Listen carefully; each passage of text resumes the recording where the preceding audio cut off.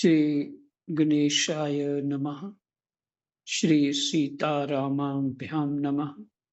श्री हनुमते नमः। श्री उमापते नमः। श्री गुरुवे नमः। सब संतन की जय जय। जय जय सीताराम। राधे श्याम।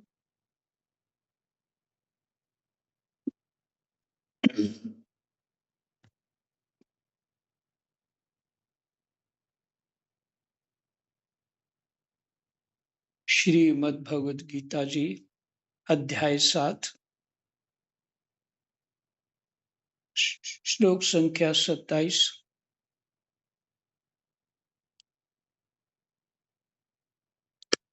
भगवान जी कहते हैं, कारण कि हे भरत वंश में उत्पन्न शत्रुतापन अर्जुन, इच्छा और द्वेष से उत्पन्न होने वाले द्वंद्व मोह से मोहित संपूर्ण प्राणी संसार में अनादि काल से मूढ़ता को अर्थात जन्म मरण को प्राप्त हो रहे हैं।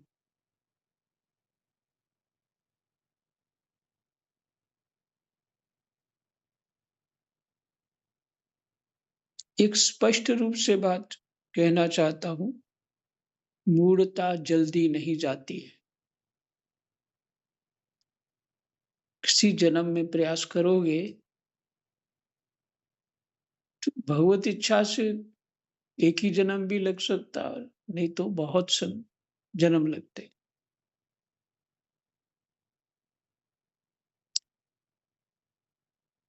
क्योंकि मूढ़ता को दूर करना है। मूढ़ता हमारा स्वभाव है और स्वभाव को नहीं छोड़ सकते।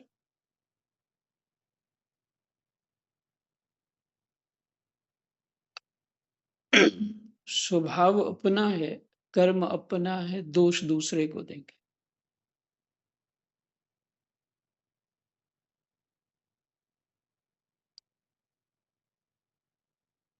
भगवान कहते हैं, भरत वंश में उत्पन्न शत्रुतापन अर्जुन, शत्रुओं को ताप देने वाले अर्जुन, इच्छा और द्वेष से उत्पन्न होने वाले द्वंद्व मोह से मोहित। ये इच्छा और द्वेष माने राग और द्वेष द्वंद्व मोह ही है। दो प्रकार का मोह है। मोहित संपूर्ण प्राणी संसार में अनादि काल से मूढ़ता को अर्थात जन्म मरण को प्राप्त हो रहे हैं। कारण बताया, राग और द्वेष। राग भी हम छोड़ते नहीं, द्वेष भी छोड़ते नहीं।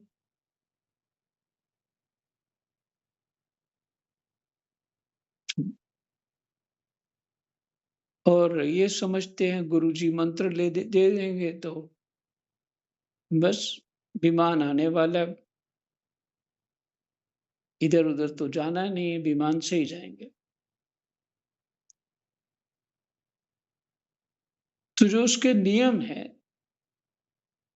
कि हमने पकड़ भी रखा है इस अच्छी तरह इस संसार को, और भगवान के पास भी जाना चाहते हैं, ये कैसे संभव है? पकड़ रखा हो, किसी और चीज से बंधे हुए हो और हिमालय पे भी घूमना चाहते हैं। हम 15 मिनट चाय लेट हो जाए तो परेशान हो जाते हैं और घूमना चाहते हैं हिमालय पर, माउंट एवरेस्ट पे चढ़ना चाहते हैं। माने भोगी इतने, सुखों से बंधे हुए इतने, राग द्वेष से बंधे हुए इतने, और आशाएं बहुत ऊंची। तो ऐसे इसीलिए इसको मूढ़ता शब्द से कहा गया। मूढ़ता को अर्थात जन्म मरण को नहीं, जन्म मरण को प्राप्त हो रहे हैं मूढ़ता के कारण।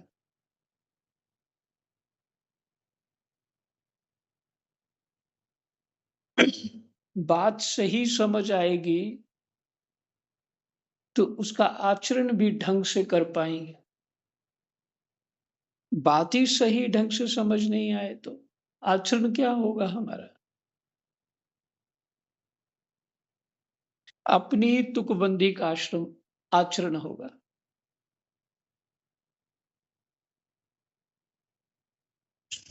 पिछुए पढ़ चुके हैं। स्वामी जी कहते हैं राग द्वेष रूप द्वंद्व से ही संसार का संबंध दृढ़ होता है। पता जब तब चलता है जिस व्यक्ति में साथी रहते हो और कहीं दूर चले गए आप, सालों मिले नहीं, तो उसकी स्मृति बार बार आती। तो ये क्या है? राग है जो पास होने से पता नहीं चल रहा था, पर दूर दूर होने से पता चल रहा है। तो ये तो छूट नहीं रहा, राग द्वेष तो छूट नहीं रहा।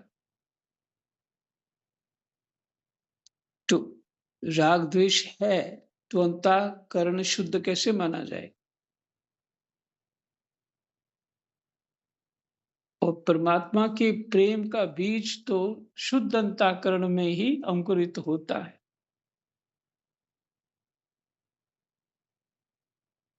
तो राग द्वेष से ही संसार दृढ़ होता है।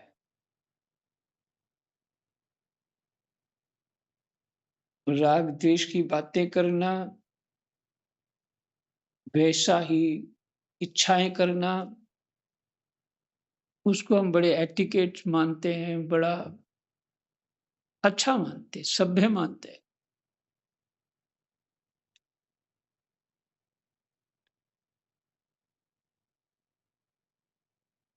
तो इसका अर्थ है समझ नहीं आई बात।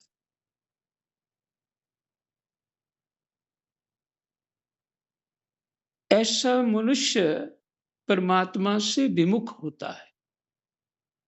विमुख होता है कि भगवान के सन्मुख नहीं है, हमने भगवान की तरफ पीठ कर रखी है। अतः मनुष्य की प्रवृत्ति तथा निवृत्ति राग द्वेष पूर्वक नहीं होनी चाहिए। प्रवृत्ति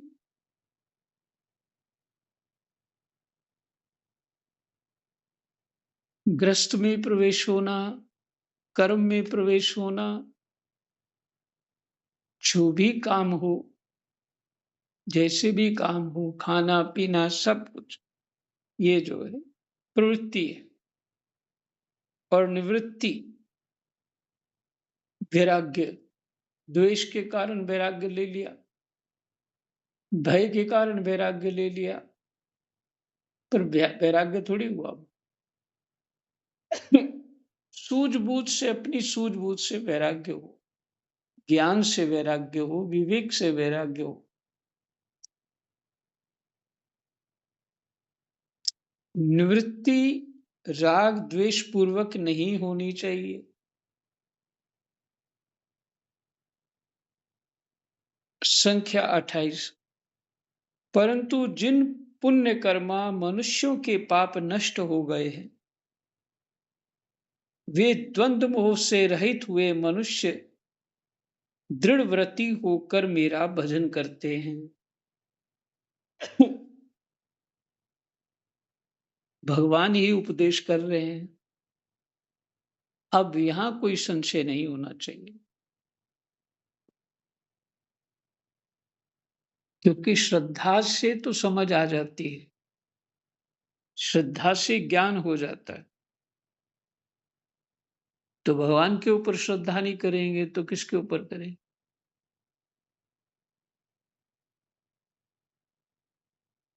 संख्या 28। परंतु जिन पुण्य कर्मा मनुष्यों के पाप नष्ट हो गए हैं, जिन पुण्य कर्मा मनुष्यों के पाप नष्ट हो गए हैं, वे द्वंद्व मोह से रहित हुए मनुष्य दृढ़ व्रती होकर मेरा भजन करते हैं। द्वंद्व मोह क्या? वही राग द्वेष।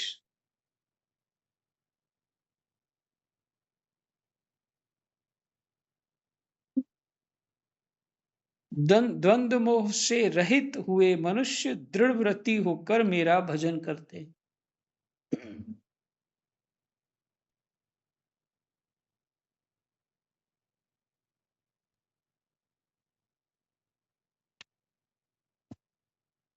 इसका अर्थ है जो द्वंद्व मोह को छोड़ नहीं पाता, वो भजन का दृढ़ व्रत नहीं कर सकता।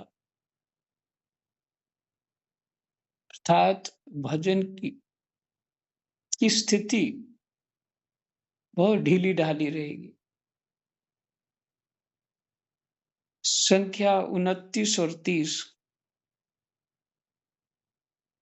वृद्धावस्था और मृत्यु से मुक्ति पाने के लिए जो मनुष्य मेरा आश्रय लेकर प्रयत्न करते हैं, वृद्धावस्था और मृत्यु से मुक्ति पाने के लिए जो मनुष्य मेरा आश्रय लेकर प्रयत्न करते हैं, वे उस ब्रह्म को, संपूर्ण अध्यात्म को और संपूर्ण कर्मों को जान जाते हैं।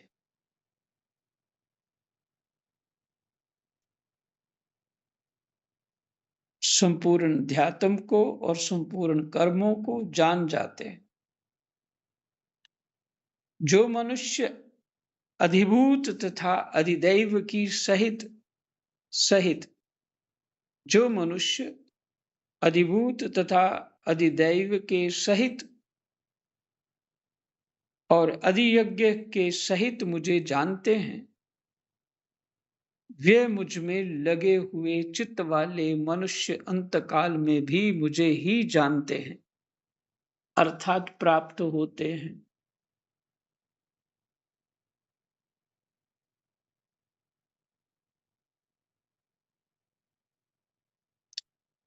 इसमें स्वामी जी की टीका देखनी चाहिए।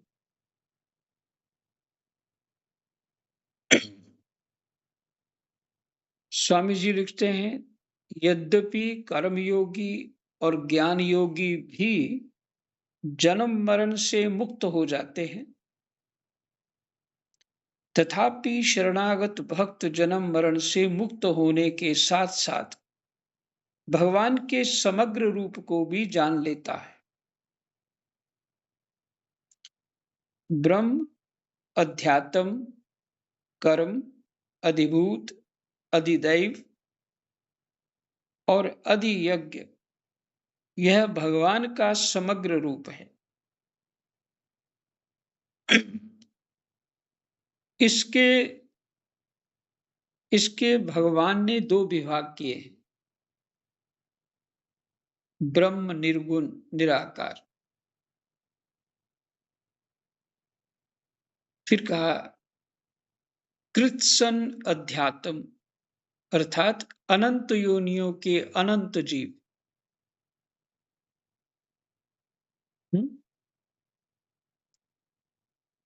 एक को ब्रह्म हो गया, एक कृत्सन अध्यात्म हो गया। कृत्सन अध्यात्म क्या है? अनंत योनियों के 84 लाख योनियों के अनंत जीव, और उससे भी ज्यादा। अनंत का अर्थ 84 लाख नहीं हुआ, बहुत ज्यादा हो गया। 84 लाख तो गिनती में आ गया, अनंत तो गिनती में नहीं आ सकता।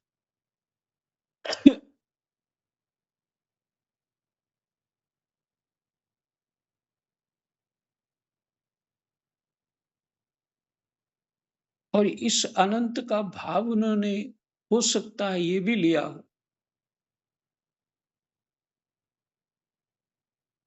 कि 84 लाख योनियों के अंतर्गत कई प्रकार के जीव हैं, तो उसको अनंत बोल दिया। तथा अखिल कर्म, अर्थात उत्पत्ति, स्थिति, प्रलय आदि की संपूर्ण क्रियाएं। यह ज्ञान का विभाग है जिसमें निर्गुण की मुख्यता है। अधिभूत क्या है? सुनिए। अपने शरीर सहित संपूर्ण पांच भौतिक जगत। अधिभूत यही जो पंचभूत, पंच महाभूत है, ये अधिभूत में आता है। और शरीर सहित संपूर्ण पांच भौतिक जगत, अपने शरीर सहित माने प्रकृति पूरे रूप से। अधिदैव क्या है? मन इंद्रियों के अधिष्ठात्र देवता सहित ब्रह्मा जी आदि। ब्रह्मा जी के साथ तो आदि का मतलब ब्रह्मा विष्णु महेश, ब्रह्मा आदि सभी देवता और भी देवता। अब जो नवग्रह है इंद्र इत्यादि जी सभी आ गए। ये क्या है? अधिदैव हैं। उसमें कौन कौन आते हैं? मन इंद्रियों के अधिष्ठात्र देवता सहित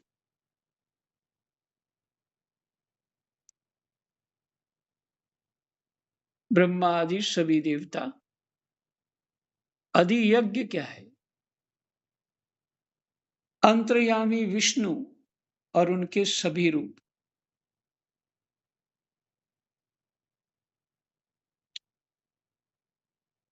विष्णु सहस्त्रनामी मान लीजिए सभी रूप, तथा अधियज्ञ अंतर्यामी विष्णु और उनके सभी रूप।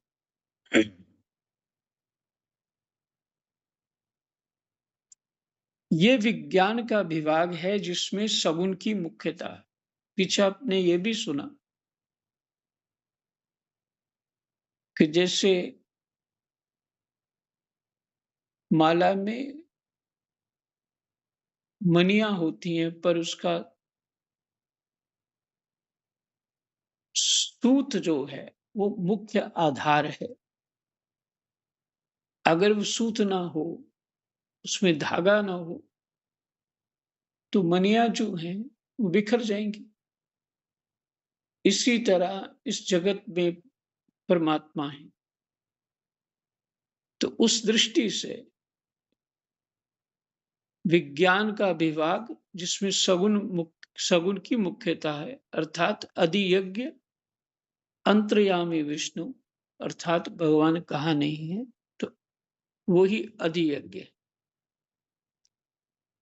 जिनमें भक्ति के संस्कार हैं परंतु जो जरा जरा मरण रूप सांसारिक दुखों से छूटना चाहते, जिनमें भक्ति के संस्कार हैं। ऊपर ये बात तो समझ ली आपने।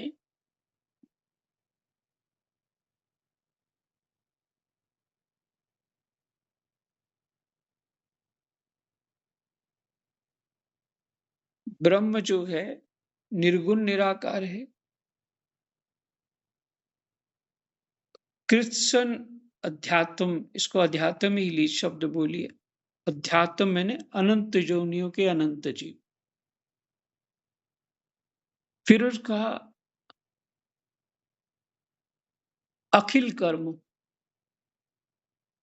उसको ब्रैकेट में लिखा है इन्होंने, उत्पत्ति स्थिति प्रलय आदि की संपूर्ण क्रियाएं। अखिल कर्म, अखिल ब्रह्मांड है तो अखिल कर्म भी हो गया। यह ज्ञान का विभाग है जिसमें निर्गुण की मुख्यता है।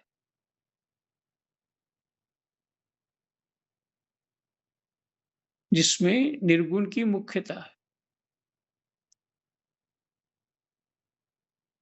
अधिभूत ज्ञान का विभाग है ब्रह्म, इसमें निर्गुण की मुख्यता है, माने ब्रह्म की मुख्यता है। अधिभूत किसको कहा है? अपने शरीर सहित पांच भौतिक जगत को अधिभूत कहा है। अच्छा, इस कहीं भी देखो 5 चीजें तो मिलेंगी। 5 आकाश, वायु, अग्नि, जल और पृथ्वी। ये मिलेंगी, हर चीज में मिलेंगी।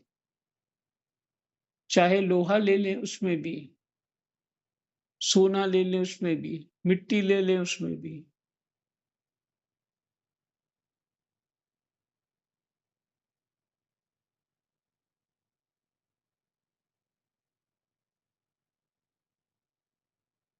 तो इसको अधिभूत कहा है।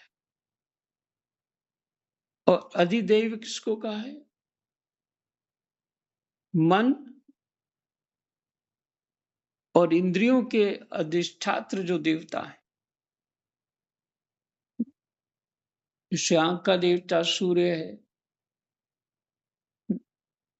कान नाक के देवता अश्विनी कुमार हैं, हाथ के देवता इंद्र हैं।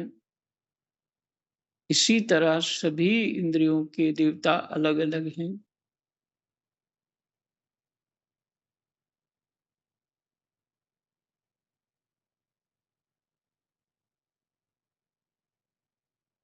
आदि सभी देवता, ये क्या है? अधिदैव है। इसको अधिदैव कहना चाहिए। तथा अधियज्ञ क्या है? अंतर्यामी विष्णु जो है और उनके सभी रूप।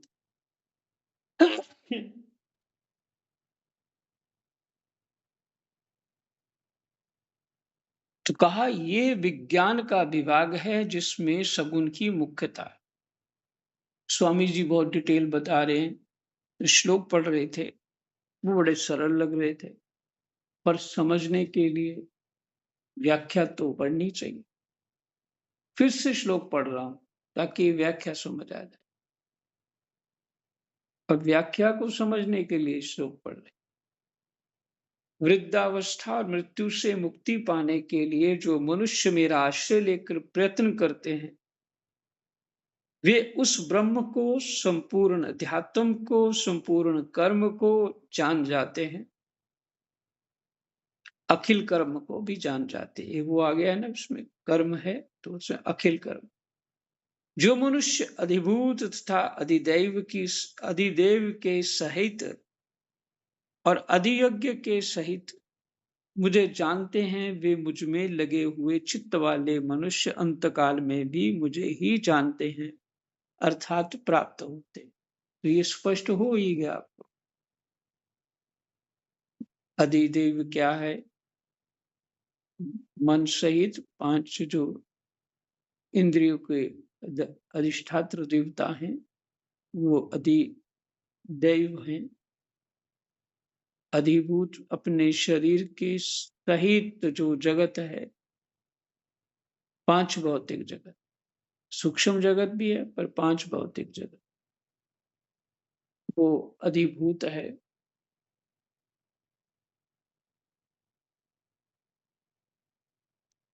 और अधियज्ञ है अंतर्यामी विष्णु और उनके सभी रूप। और ये सारा क्या है? ये विज्ञान का विभाग है। ये विज्ञान का विभाग है जिसमें सगुण की मुख्यता।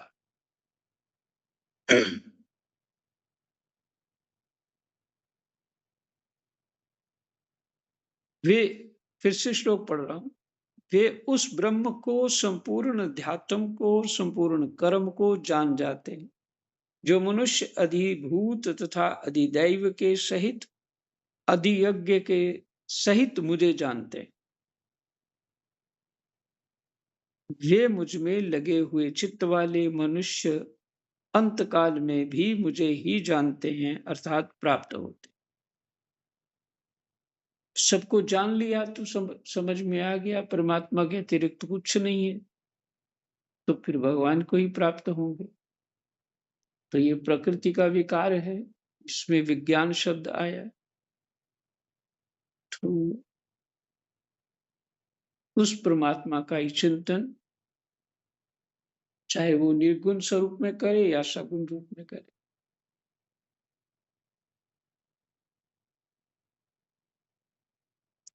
स्वामी जी का थोड़ा और पढ़ लेते हैं व्याख्या। जिनमें भक्ति के संस्कार हैं, परंतु जो जरा जरा मरण रूप सांसारिक दुखों से छूटना चाहते हैं।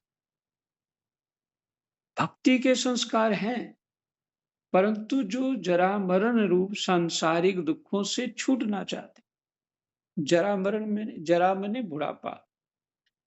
भगवान जी ने यही बताया,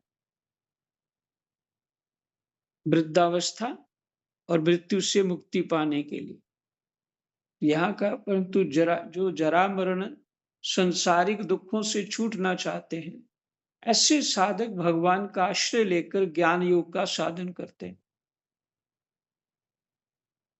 ऐसे साधक भगवान का आश्रय लेकर ज्ञान योग का साधन करते हैं। उन्हें तत् अर्थात ब्रह्म संपूर्ण अध्यात्म और अखिल कर्म का ज्ञान हो जाता है। ब्रह्म का, संपूर्ण अध्यात्म का और अखिल कर्म का ज्ञान हो जाता है। परिणाम स्वरूप वे जरा मरण से मुक्त हो जाते। परंतु भगवान को चाहने वाले भक्त भक्ति योग का साधन करते हैं। वे अधियज्ञ सहित ब्रह्म को, अधिदैव सहित संपूर्ण अध्यात्म को और अधिभूत सहित अखिल कर्म को जान लेते हैं। परिणाम स्वरूप उन्हें जरा मरण से मुक्ति के साथ साथ अर्थात समग्र रूप भगवान का भी ज्ञान हो जाता है। इस प्रकार विज्ञान सहित ज्ञान का अर्थात भगवान के समग्र रूप का अनुभव होने पर उनकी दृष्टि में एक भगवान के सिवाय किसी की स्वतंत्र सत्ता नहीं रहती।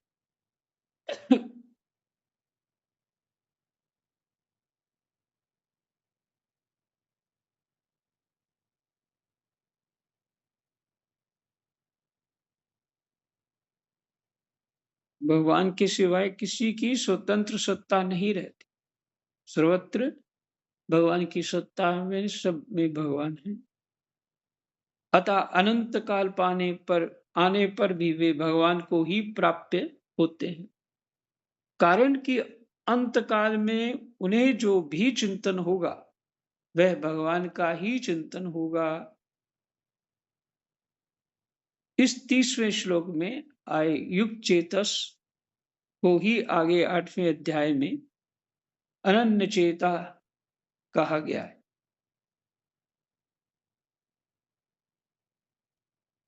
तो ये व्याख्या और भी है, पर और नहीं पढ़ रहे। 30 श्लोक ही है इसके, पर से अंतिम में कुछ लिखा है वो पढ़ लेते।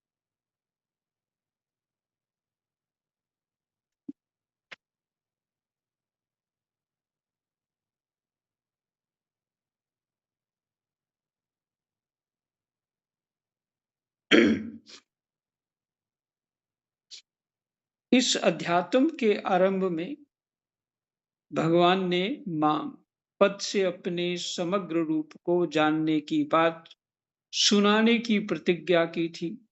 उसी बात का उपसंहार माम विदु पद से करते हैं। मैंने यह माम विदु शादी यज्ञम च ये विदु 30वें श्लोक में। तो यहाँ ये उनका उपसंहार हो गया है। भगवान ने जो जनाने की बात करी वो मैं गुप्त बात तुम्हें बताता हूँ अपने स्वरूप के बारे में। ये पूरा हुआ। तथा राम राम। तत् को जानने वाले संसार से मुक्त हो जाते हैं और माम को जानने वाले समग्र रूप भगवान को प्राप्त हो जाते हैं। इसी बात को चौथे अध्याय के 35वें श्लोक में येन भूतान्य शेषेन द्रक्ष्यस्यात्मनथो मई पदों से 18वें अध्याय के 54वें श्लोक में समा सर्वेषु भूतेषु मद्भक्तिम लभते पराम पदों से कहा गया है। भक्ति के द्वारा समग्र रूप भगवान को प्राप्त होने की बात आगे 8वें अध्याय के 22वें श्लोक में भी आई है।